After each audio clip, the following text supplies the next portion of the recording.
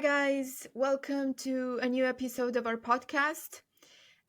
We wanted to explore today what other options are there besides yoga. So, if we think of yoga as a physical practice, which spoiler alert, it's not just a physical practice. And if you guys have watched any of our episodes, you would know that already. But if we focus on the physical side of things on yoga, we wanted to sort of explore what else we think you should maybe look into, you should try to complement yoga in your physical practice. Hi, everyone. Indeed, there's a whole lot of things out there that need exploring, and that ideally we should be exploring apart from yoga, and admitting that yoga may be a workout, or better yet, referring to the physical part of a yoga practice. It's really very smart to diversify the workouts that we do, because we would then target different muscle groups. We would obviously improve extensively our cardiovascular health, and we would be enhancing our overall strength and flexibility. And there are a lot of practices, physical practices out there that are complements that complement yoga in a nice way, in a compelling way. Um, Apart from that, it's always good to try out new things because it helps remove boredom, so to put it, or it prevents boredom, and keep us motivated in our self-help journey, or in our fitness journey, if you will. So really, depending on our character, on our way of being, on our personality, some of us are more traditional, more loyal to just yoga, right? While others are really curious and open to new challenges, and open to challenge their body and their mind in different ways. Yeah, so let's deep dive Yeah, and bit into that. before we deep dive, though, one other thing that I just wanted to add to everything that you said is that yoga can be, let's say, a whole body practice, right? And there are different styles. And by the way, we have a whole episode on different styles of yoga. So if you're interested to learn more about that, go check that one out. But yeah, even with the different styles, there's still, I I guess there's still functional movements, maybe, or just overall, if you think about overall body health, um, there are still things that yoga doesn't necessarily target, or you know really helps you use, let's say, different muscle groups, or maybe different functional movements, right? So then it's good to have other physical activity, other movement complementing yoga, if you're interested in like a whole body holistic view, which I think should be a goal for all of us to live a healthy, long, functional life. And for that, yeah, we think there's more out there that you should look into outside yoga. Yeah, I think so too, Alex. And I think the lack of movement and being immobile, and getting stuck physically, and not only, is truly what kills us, honestly. Um, Getting Yeah. off of your butt is really good on the long run. In my personal experience, I have noticed that, okay, I have some chronic conditions and physical ailments that are, how to put it, put me into some sort of regular pain here and there in the body. But in my personal experience, I have noticed to understand that I have understood to notice that it's, if I don't move, it's really problematic. If I don't move, everything hurts. So to me, it's that simple, and Yeah, which is and why I try to really do something every day. yeah, I totally agree. I think it's a very silent killer, so to speak. You don't necessarily realize it, and then when you do, it might be too late. And yeah, again, if you're interested in health span, right? Not just lifespan, but health span, Mm. then I think it's really important that you have this whole body approach and you do, um, you keep active throughout your life with different activities. Yeah, active is the keyword. You know, my very first yoga teacher used to say that you need to move, because if you don't move now, when you're old and you want to reach for a jar of pickles in your pantry, you will be, you will simply not be able to reach the upper shelves, right? Yeah, yeah, So, it's all functional, right? It's you want to of course, function, and in order to do that, actually, you have to work for it, so to speak, to be able to then, yeah, just have an easy life. You have to work for it. yeah, that's that's a hard pill to swallow, because actually being at ease and having an easy life and living life easily, or whatever other synonyms we might find, actually requires effort in the now, in the present moment. That's what it is. Yeah, Not difficult to it what That's what's not easy to comprehend, I think. And beyond the sense of achievement that we might have, beyond the sense of understanding that, wow, I am shocked at what my body can do and what it is capable of. Beyond all of that, there is the basic, simple, functional movements. Like if you have kids, lifting them in your arms, carrying them around when they're grown, or lifting heavy bags, climbing up the stairs, or whatever else. This is that we need to deal with, and it's so banal, it's so simple, it's so commonsensical, and yet some of us have trouble achieving mere functional movements, because we have desk jobs, because we sit on our asses 8 hours a day, or obviously even longer, and we are so engrossed and so focused on our work, or on our video game, or whatever it is that we're doing, that we don't even get up every 50 minutes or every hour, like we should. So, yeah, this is all to yeah. say that, go out there and try move. Plus, the other thing is that the way our society is built right now, at least for us here in the countries where we can afford this technology and can afford to watch YouTube and so on, they're built in a way that you don't even need to leave the house anymore, right?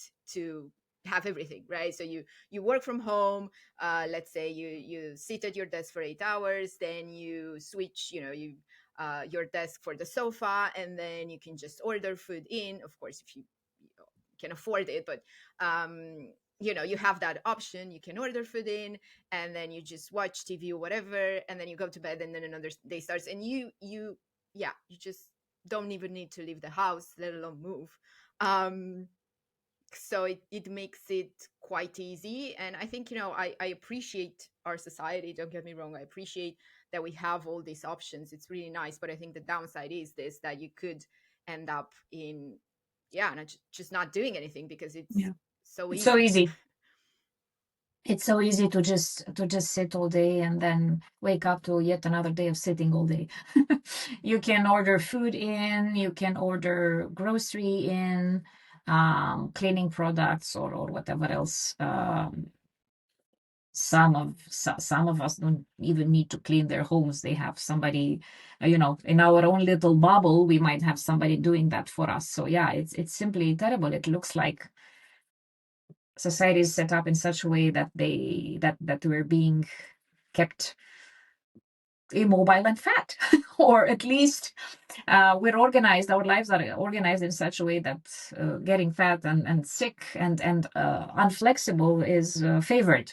Of course, this is valid for some of us, But but I yeah. think, yeah, you could argue that, but I think initially we've done all this for that easy life, right? To be easy, to be comfortable. That's all. uh, And if you think about it as a species, I guess we are looking for comfort, or at least our brain is looking for comfort. It's definitely not looking for discomfort, right? It's trying to keep you safe, and in doing, safe means something something that is comfortable. If you're inside the house, let's say, you're safer than if you go outside, and so on and so forth.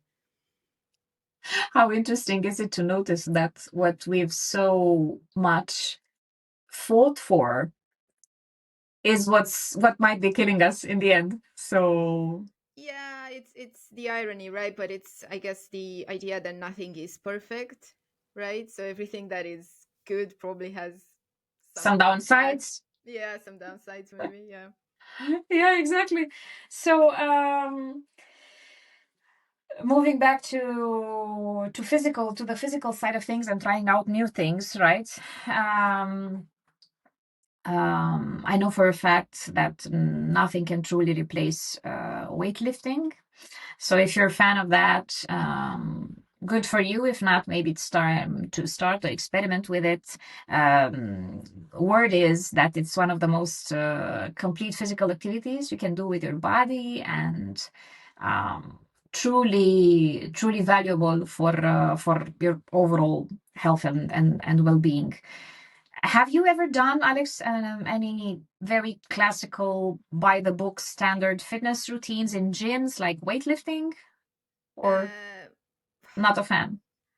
I guess a bit, yeah. Resistance training. I was gonna say, I think when you start, at least that's the case for me. It would be good maybe to start like body weight, training. So not necessarily actual weights. Again, I am not a fitness trainer or anything like that. So, but that's at least, as I said, from my perspective, and then work up to actual weights. um so yeah, that was my experience, and I don't do it enough, so let's just put it that way. I do a bit, um but it's not like a proper regimented, every week in the gym 3 days a week, doing different muscle groups or stuff like that. I don't do that. That being said, I think I should, but I don't. But I sort of, go to the gym every so often and do some stuff. So but that's not the way you should do it. But that's where I am, and I do agree that doing some form of resistance training is has been very much shown, in studies, that is one of the best things you could do to be able to, live a healthy, um, long, functional life. Yeah, that's what they say. This is probably, although I am perfectly in the know, that is, it's essential and preferable and advisable. It's one of the things that makes me the most uncomfortable, to be honest. So I'm just putting myself out there, even though I'm 6 days a week in a gym environment for the mere purpose of teaching or practicing yoga, not teaching or practicing fitness. It's still those uh, these fitness machines that kind of scare me away and put me off. So what I think is best for each and every one of us is find the thing, not necessarily find the thing that we like, but rather find the thing that we hate the least, at least that, and just start doing it, because it's very important to find a physical activity that we don't hate or that we like, Yeah. and to which we can you know be show consistency and discipline.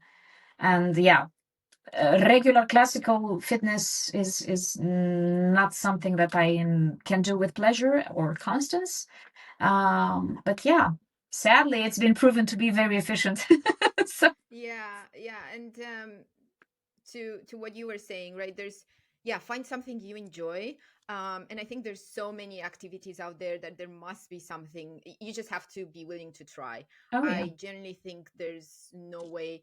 I mean, yeah, maybe I'm I'm naive, but whatever. I don't think there's no way you can't find something that you would enjoy, or at least to your point, No. don't hate, whatever.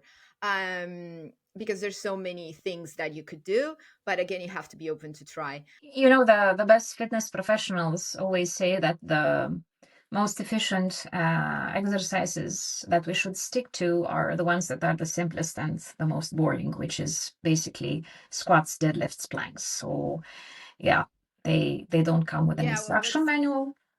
it's those movement, what, push, pull, hinge. There's another one maybe or whatever. So yeah, yeah. Yeah, the very basics of it.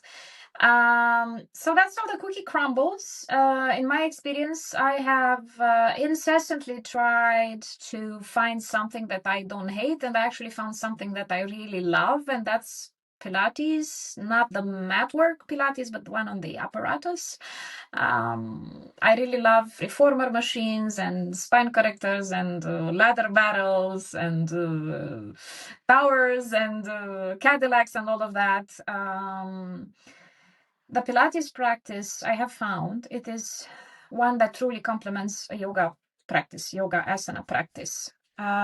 Somehow both disciplines work the muscles that keep you balanced and make sure your posture is straight and correct and your vertebral spine is functioning optimally. So they work on the muscles that are smaller, that are in the inner side of your body, closer to the spine, rather than the big muscles that are distal, that are, on the outer side of your body, like regular fitness does, for instance. So this is my workout regime, so to put it. And I do Pilates daily from Monday to Friday. Apart from my regular yoga practice, it's all that I do, but it makes me happy and it shows on my body. And what's interesting, but yeah, I bet you didn't see this coming, also when I stopped doing it, it also shows. So that's something that we, I think, must understand and have a really hard time understanding, or at least I was not comfortable in accepting. It's that once you start something, you have to keep on doing it.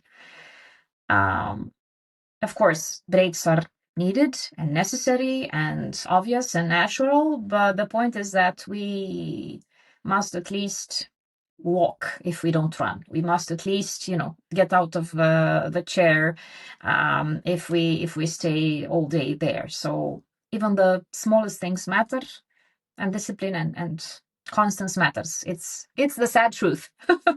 So Yeah, yeah. It's this fitness guy that I follow that says something is better than nothing.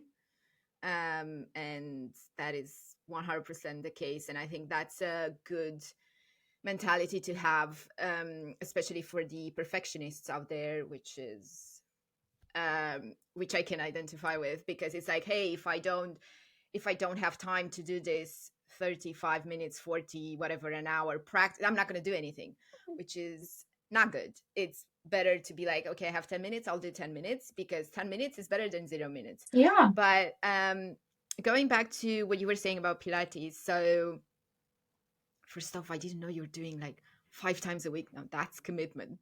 I love it. That's awesome. That's awesome. And I totally understand what you're saying with it complementing yoga and actually helping you very much on the functional side of things. So as I think I've mentioned already in one of our other episodes, but I have hypermobility.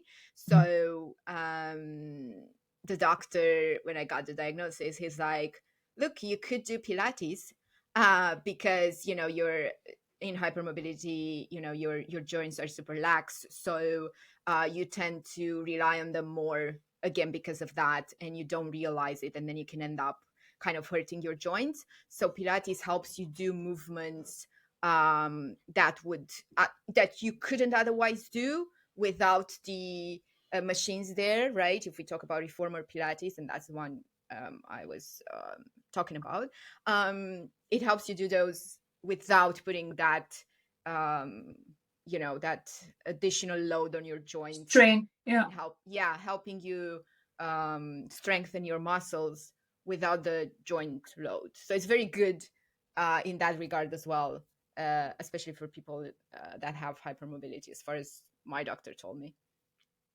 Yeah, he's so very right. And generally speaking, for those of us who have hyperextension in their elbows or knees, and so on and so forth, the best thing we could do is strengthen the muscles that surround that specific joint, and we can do that via a number of practices. Pilates on the machines is really good because it keeps you focused both mentally and physically, so it doesn't really let you go overboard or injure yourself. It was in fact invented for injured people in the war back in the 60s.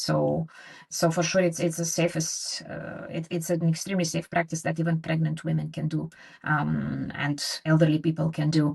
But for sure, Alex, there are some activities that I know for sure you do and you enjoy a lot. Let's talk about those. What's your Yeah, favorite yeah. thing to do? Sure. So I was gonna say, spoiler alert, I don't do Pilates, although I should. So I just gave a speech about like how I should, and it will help me, and I don't do it.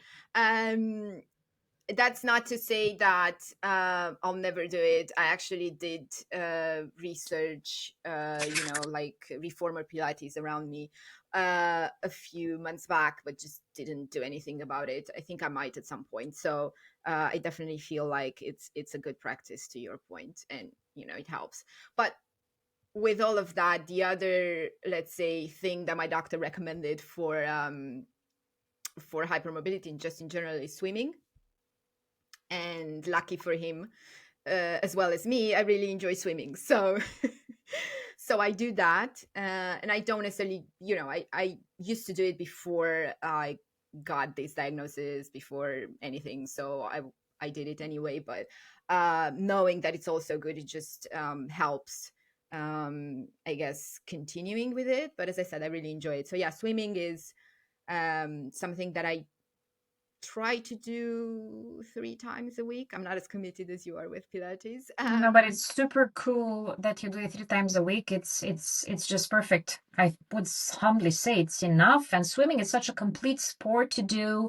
It helps you regulate your breath. It's actually cardio movement. It really helps with the spine. And it's an overall workout for the whole body. So yeah, Yeah, yeah, lovely. exactly. It is a whole body workout, again with less load on the joints. And yeah, I try to do that. And as I said, I really enjoy it. So I'll go for like an hour, 3 times a week. And then outside of that, something else that I enjoy that I don't know if you would really consider it a workout. It's more like just doing something, is cycling. So um, whenever possible, throughout the year, mostly I would just go cycling. Whether I go, just to cycle to the park or whatever, or I actually go somewhere, but I cycle there. So I really enjoy that, and especially when the weather is nice here in London, I feel like it's so nice to go cycling and just discover different things and be on your bike. So I really, yeah, I do that. I don't know. I don't have like I don't have a schedule for it every week. Whenever I feel like it, as much as possible when the weather's nicer, though. Yeah. I suck at cycling. I'm so bad at it. I'm a mess, but I can't. I don't think I can even take a curve, properly. But but I'm very good at stationary bikes. With stationary bikes. So do you rent bikes when you're away on holiday, maybe, or Yeah, yeah, yeah? actually, yes. And I was gonna say on the bike part that I learned to cycle way in my, like adulthood life. So basically, I All wasn't right. cycling when I was a kid. And yeah, it was terrible at the beginning. So I totally know what you mean. I don't think I'm a pro now either, to be fair, but I am okay enough to, cycle pretty much everywhere. I didn't yeah, pretty much everywhere, I'd say. If it's a lot of traffic and busy road, I might not be so comfortable being Uh-huh. there, but yeah, when I started, I couldn't brake, or I would brake, but it would just be a bad experience. Uh-huh. Yeah. um so that was my, and I know what you mean about curves and stuff, like whatever, right? Curves. um but yeah, So, but I think if if you try to, if you practice, you'll get better. At least that's Of how I course, found it. I just as kept with going everything. until, yeah, yeah, because I like it. Um, so yeah, that's, Probably we, reflecting back on what I said earlier, we truly must find something that we like, because otherwise it's difficult to be disciplined with it, right? I think. And yeah. And then, yeah.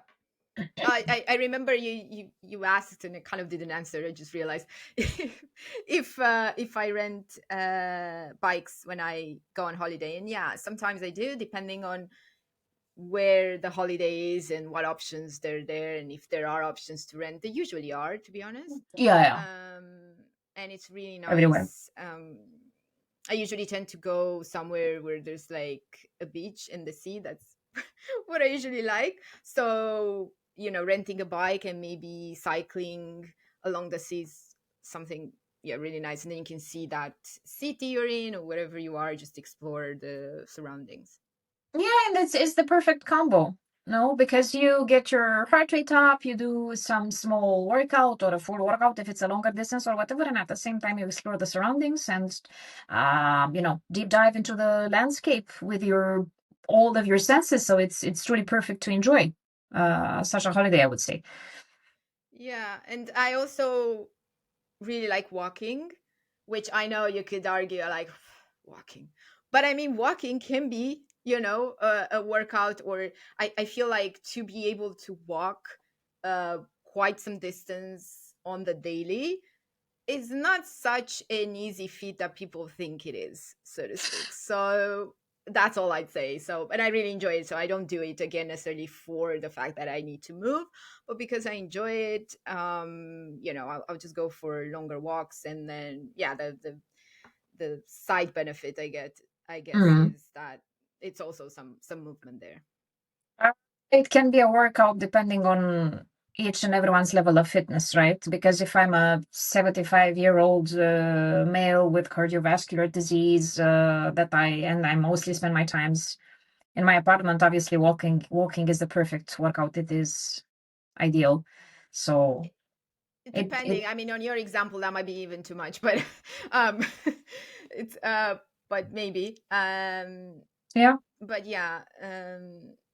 Anyway, it's also the kind of, if you look at what I was just saying, swimming, cycling, walking, it's all of these are happening outdoors. So the swimming pool I go to is actually outdoor swimming pool. It's heated, so that's really nice, but it's outdoor as well. So perfect. there is this theme of me being outdoors, basically. So I found that that really helps with my mental state. And if I don't go outside, if I don't get out, even like for a day, sometimes I'm super busy and maybe I Mm. don't make it out the whole day. I just don't feel I mean, I'm not gonna, get into like a really bad mental state at that point, but I start to not feel okay. And then as I progress, and maybe, there's been times when I've been quite busy, so I didn't do much for like maybe weeks even, and the weather was really bad and whatever. And I realized then at some point it just creeps up on me. I don't even realize it, and then I'm And like, it oh, messes with I'm your not mood, doesn't it? With your whole mood exactly of the day. pretty Yeah. with my whole mood, period. So I'm just like not okay. And then I think back and I'm like, oh well, I didn't go out and I didn't do much this whole period, so yeah, that checks out. I should, Maybe that's why. yeah. So it just creeps up on me. And now I kind of learned that I need to do it even sometimes when I don't necessarily feel like it. As I said, maybe the weather isn't great or whatever, I'm just busy. I would still do it because I'm like, no, because if I don't, at some point I'll regret it even more, and then it becomes like this cycle, right? Then you're like not in the mood, so it's even harder to do it, and then it just feeds on it. So yeah. I think for some of us, depending on our personalities and the personal preferences, even team sports might be something that is super fun and challenging, and maybe the only thing that we do, and that's still absolutely, absolutely great. Um, but I think that from my side, I will try to sum up by saying that. Um whatever's out there, we must give it a go and stick to it. Something that we like, preferably. So that's my discovery, because otherwise it's difficult to keep disciplined and to keep moving and get your yoga on first and foremost. But people who do yoga, most of us will always say, oh, yoga is the most complete practice that you can ever do. CrossFitters will say that you don't need to do anything else apart from CrossFit, because CrossFit is perfect and superb and complete and enough. People who do, you mentioned working with your own body weight at the beginning of our episode, and one amazingly beautiful and efficient body weight workout is TRX. People who do TRX will tell you that it's the only thing you need to do. It's perfect. It's the absolute one thing, the ultimate practice and the ultimate workout, and you should stick to it and to just it. But yeah, it's easy to have a bias, but ideally we should make sure we complement our workout and our movement and our practices and not just stick to one thing. It's ideal if we can challenge the body in a variety of ways. That's my conclusion. I get what you're saying. Everybody, if you have a favorite thing you do, you feel like that's the perfect thing, and everybody should do it, and it's the best and whatever, right? We're all like that. It's a trap. It's a bias. It's obviously, yeah. So yeah, I totally get that. And just to wrap up from my side, I guess, I've already sort of mentioned that, I don't just limit myself to yoga for sure, and you aren't either. And I think, it's very important for you guys out there. If you take anything out of this, out of our ramblings today, is that you should look into doing more than just one thing, whatever that thing is. Of course, we kind of focused on yoga and expanded from there, but whatever that is for you, maybe you do weightlifting and you should try yoga, or maybe you do swimming and you should try weightlifting. Whatever it is, don't just there's also like different types of movements, right? Some are cardiovascular, some are more strength specific. So, and you want to combine the two, and I think this is every doctor's advice, so it's not anything new. So yeah, just get out there, try different things, and see what sticks, basically. Okay, that's our episode today. If you made it this far, thank you so much. Again, don't forget to like, comment, and subscribe. And we will see you next time with a new episode. For sure. Bye, guys. Bye.